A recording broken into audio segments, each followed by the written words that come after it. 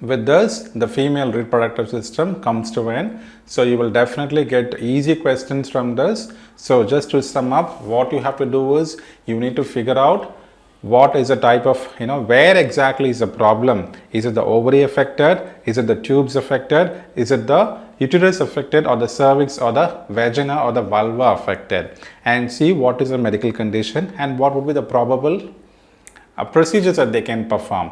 If the patient is having fibroid, then you can expect a myomectomy to be done, right? Or if this myomectomy or if fibroid is still there, they can also go for a hysterectomy. So in that case, you need to know the various types of hysterectomy. How is the procedure being done, right? And you should also know about the weight of the sample, weight of the specimen as well.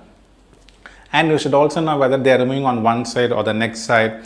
Think of bilateral modifiers. See if the code itself includes, sometimes we say TAHBSO. The code itself is bilateral salping oophorectomy. So you can't code for, it's like even if the doctor is removing one oviduct, you'll have to report the same code.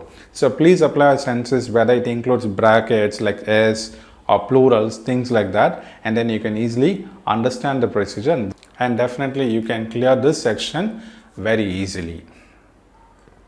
Thank you.